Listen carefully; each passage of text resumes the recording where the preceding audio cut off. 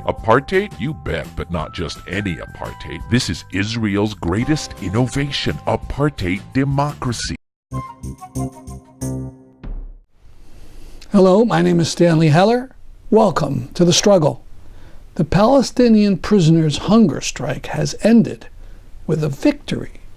It's hard to believe, but the ultra-right-wing Israeli government agreed to some 80% of the prisoners' demands. Here are some examples. They will restore the second monthly visit to the families of the prisoners, introduce modern sports and recreation equipment in the recreation yards, allow a photo once a year with the prisoner and his mother and father, add ambulances to 3 prisons which are far from hospitals, remove 140 children's names from the list of those forbidden to make visits, and so on. You can see the whole list on our site, thestruggle.org. In addition, all prisoners transferred because of the strike or punished will be brought back to their original cells. 1,500 prisoners started the strike. Over 800 were able to go all the way to the end. 40 days of awful hunger. This shows once again that even in the most terrible conditions, it is possible to struggle and sometimes to win. We hear constantly about the atrocities of ISIS. Now, an Amnesty International report about the huge toll on civilians killed in Iraq by the United States.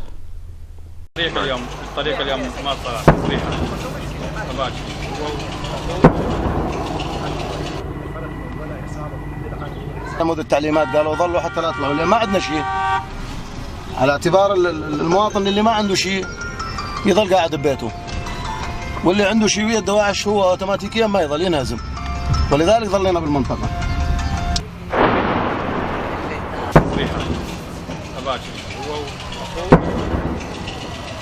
ابني يوسف 9 سنوات عمره، وبنتي شهد 3 سنوات عمرها، واخويا شقيق محمود احمد محمود، وزوجته منايا، وابنه اوس محمود، وبنت اخويا الاخرى وياهم حنان سعد احمد.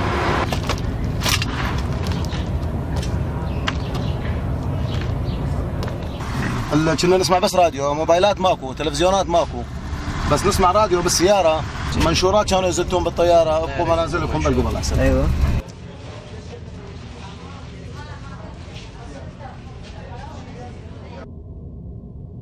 الدواعش احنا ما نعرف فيهم، هم طوابق عالية يتشطون مثل الجرادي حشاش من سطح على سطح، فاحنا خاطرين جوا ما نقدر نطلع من الفشل، من سطح على سطح، جايب سطح هذا اليمنى ودا يضرب، الطيار ضربه.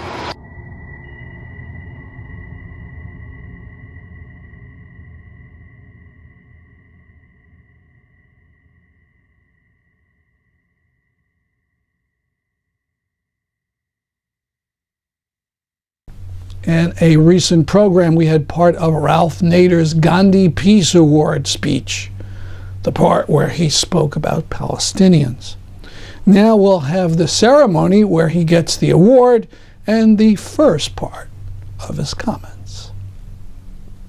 Promoting enduring peace, peace on earth, peace with earth, presents the Gandhi Peace Award to Ralph Nader for a lifetime of work demanding safety from autos to water to air, for recognizing and organizing against the dangers of nuclear power, for establishing many of the rights of consumers, for your work in building activist organizations, your ideas on developing citizen power, and your success in winning federal legislation, for your criticism of the Pentagon and militarism and your willingness to condemn bloody and imperial wars.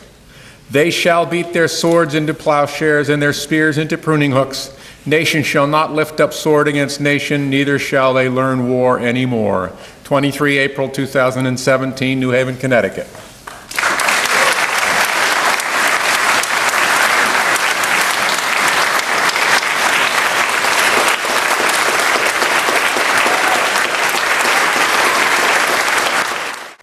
And we always like to recognize the obvious, that your attendance here is a tribute to the work of Omar Barghouti and the Palestinian freedom and justice movement. And without the kind of work you've done over the years, because I can assume most of you are activists, otherwise you'd be sending text messages outside this room that help make our work possible in Congress and elsewhere. So it is a very much of a collaborative effort, and I've often said every major social justice movement in our country was made possible by 1% or less of active, engaged citizens representing majority opinion, shaping and representing majority opinion. When you think of that, very often the great movements represented far less than 1% on the ramparts, doing the work in area after area and focusing the effort on the decision makers, such as the civil rights movement in Congress or the environmental movement or others throughout American history. Never more than 1%. Women's suffrage movement, labor, farmer movements, progressive populist movement.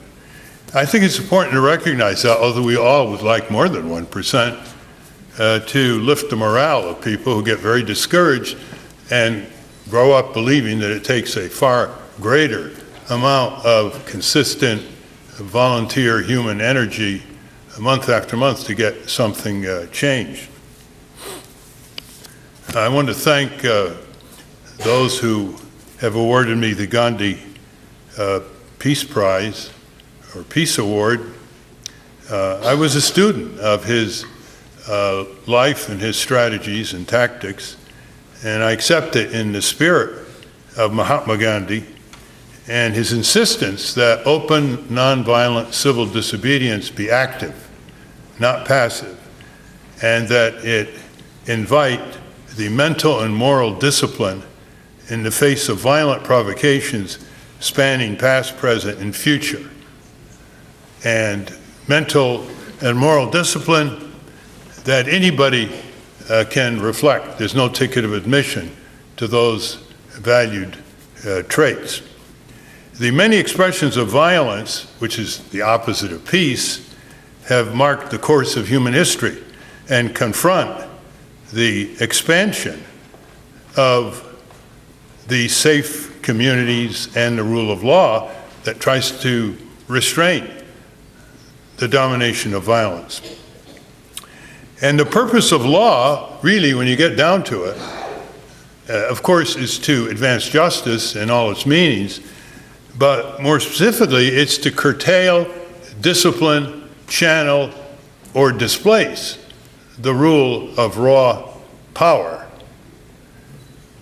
The purpose of law in our country involves access to justice, it involves constitutional rights and their derivatives, it involves due process, habeas corpus, openness in terms of judicial proceedings, the right to appeal, and the right to continue to try after you've lost. The problem, of course, is that raw power is extremely energetic. It knows how to game opposing initiatives. It knows how to clothe them with legitimacy. It knows how to twist the law into an instrument of oppression itself. Just think of the plight of the downtrodden in our country. Slavery was legal, an instrument of oppression. And the subtle manifestations of the rule of raw power are garnished by economic, political, psychological, and sectarian impositions that are trying to overpower the rule of law while invoking that very rule of law as their justification for brute force. Have you ever heard of any dictator or any authoritarian force, no matter how brutal, its impact, not try to justify it in some legal fashion. Self-defense, some provision in the Soviet Constitution, some definition of imminent peril, however remote it may be, geographically and temporally, or however non-existent it may be. That invocation by the worst of the brute implementers of force is a recognition of deeply rooted social norms among cultures of all kinds. In other words, peace is desirable not just for philosophical, religious, or argumentative reasons. It is a survival mechanism which transcends cultures. But the ability of the rule of law to be overpowered by the practitioners of power seems almost infinitely creative. How many people here are from the Yale Law School community? Can I see that? Would you please look around? Would you please raise your hand? How many people here? This is a very prominent law school. How many? All right. I think that makes a point. Namely, the law schools teach law. They don't teach lawlessness. I recently wrote a column on the necessity to split the curriculum at my alma mater, Harvard Law School, so that students can choose whether they want to study Harvard law or Harvard lawlessness, which of course attaches them to reality and not to myth. And in that respect, consider some examples. Terrorism is defined in the dictionary as violent force implemented for political advantage or to maintain or acquire political power. Now, who are the greatest purveyors of terrorism throughout history? It's not individual terrorists. It's not groups of individual terrorists. It's state terrorism, right to this very day. And state terrorism is always legitimized as being in the service of national defense. Nazi terrorism, Soviet terrorism, US, British terrorism in World War II were all defined as necessary to protect the fatherland or the motherland. When US and British airplanes incinerated Dresden and Tokyo, literally to terrorize the civilian population, that was up front, so that they would undermine or overthrow the regime, it was all defined in terms of protecting the motherland or the fatherland. In those two fire bombings, 170,000 civilians perished in 2 nights. And the atrocities are not restricted at all to any one culture or any one country. In our country, the sophistication of illegitimate armed force has reached new levels of exoneration. We now have unleashed presidential power, not authority, that states that it can kill anybody in the world, including American citizens, and that the president can do it unilaterally with unbridled discretion or accountability, exercising the roles of executioner, exercising the serial roles of prosecutor, judge, juror, and executioner, all in secret, and do it again and again for non-American citizens all over the world with the latest technology, and use unappropriated funds such as the overthrow of the Libyan regime, in the process. With no declaration of war by Congress, with no adherence to the Geneva Conventions, with no adherence to a variety of federal statutes. And that has become the first option, apart from rhetoric, in terms of American foreign policy. The first option. None of this is possible if the legal profession, represented by 1.1 million officers of the court, became a first responder for the rule of law. None of this is possible if other professions in the academic world stop being so preoccupied with their own careers and covering their own back and applied their knowledge to action and justice and peace. And there are always exceptions in all professions. But the general trend is non-engagement. It's withdrawal. It's rationalization. And it's wallowing in brilliant diagnostic analyses that don't move to remedy and action.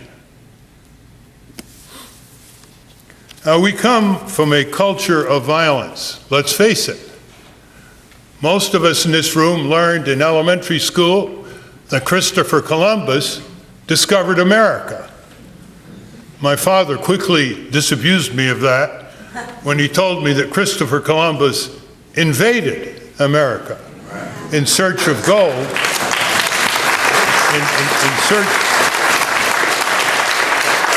in search of gold, where he, in the process, with his soldiers, exterminated entire tribes in the Caribbean.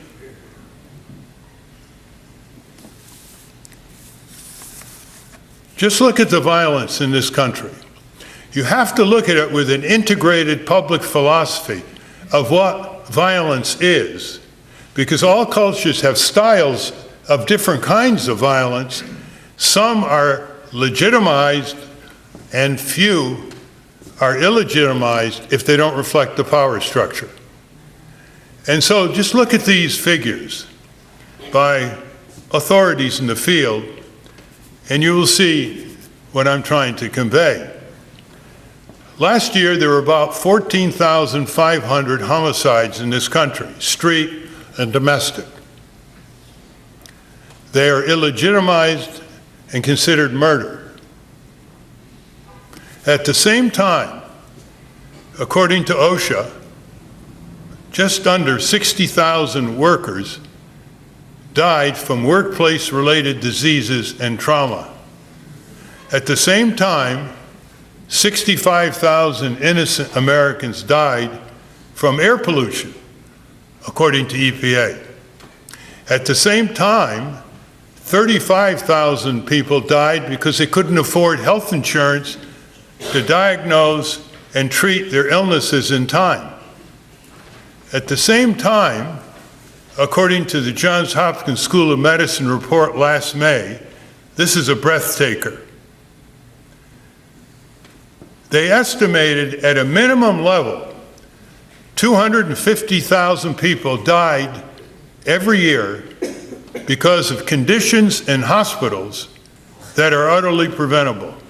Hospital malpractice, hospital-induced infection, misprescribing of combination of pharmaceuticals, etc. That's 5,000 a week. That's about 700 today on the average. Who pays attention to those? We have laws on some of these areas. They're almost not very much enforced. Candidates don't take stands on these issues when they compete for our votes. The emphasis is on street crime, horrible as it is, and terrorism, narrowly defined, without any explanation of its motivation. Mass famine should be a crime against humanity. It is mass violence, preventable. The issue here is not whether it's anthropomorphically caused casualties. The issue is whether it's preventable, whether it's due to outright crime, whether it's due to criminal negligence, whether it's due to known neglect and capabilities that aren't delivered to those in need. At the present time, there are 20 million people in South Sudan, Somalia, Nigeria, and Yemen in danger of starvation. 250,000 imminently in South Sudan. Where is the imminent charity apart from the policies of justice domestically informed and foreign to help these people? Is there not enough food?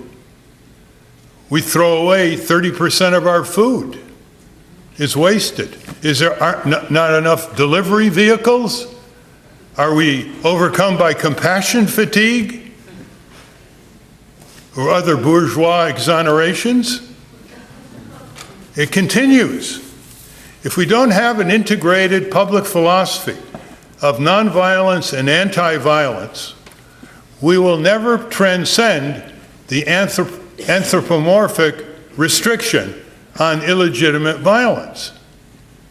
When I started my concern on auto safety, I saw that as preventable violence.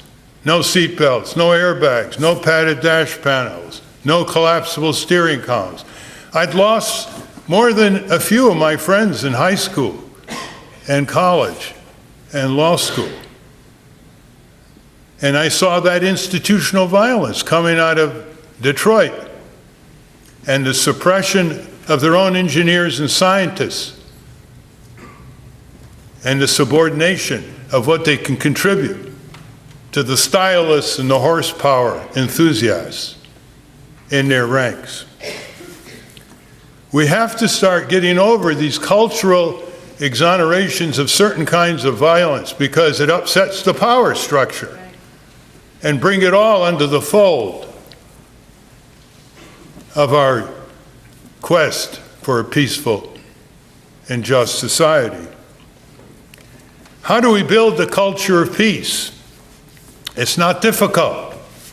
Just look at some of those Sunday vigils on the village green, where predominantly elderly women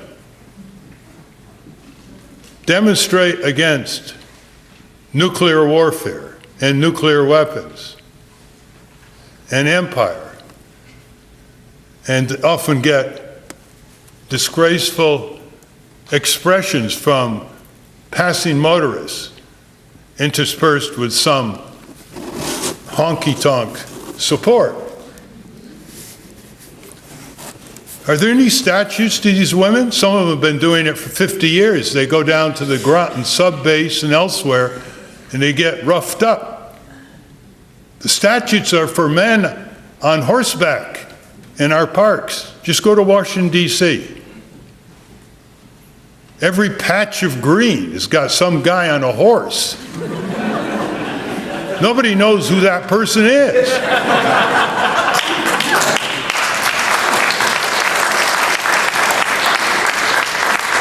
As we know, a careful study of wars shows that almost all of them are preventable. And to show we have a sense of humor, this biting satire from Apartheid Adventures. You're a good person.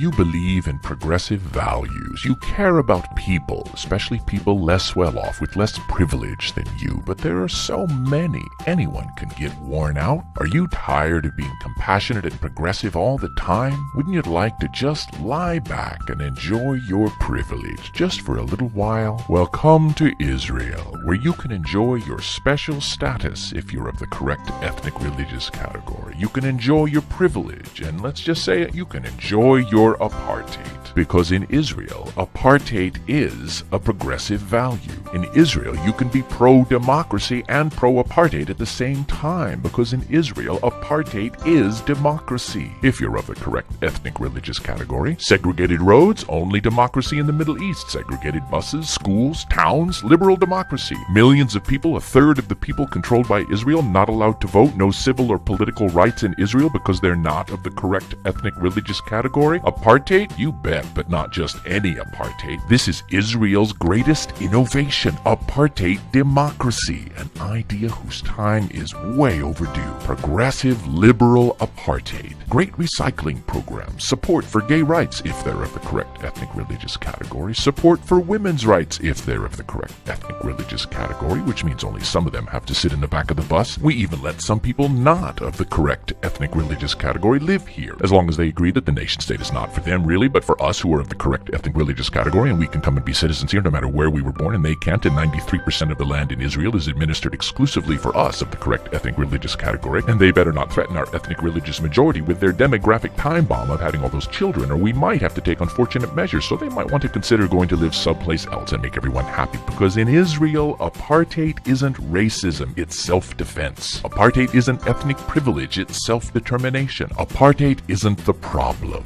it's the solution. So you can keep on being against war, against poverty, against corruption, against corporate welfare and too much money in government, against discrimination, against inequality everywhere except in Israel, where you can be in favor of discrimination, segregation, inequality, ethnic cleansing, war crimes, apartheid, and still convince yourself you're a good person. So put the struggle aside for a day and come to Israel, where if you're of the correct ethnic religious category, apartheid is making the world a better place for you.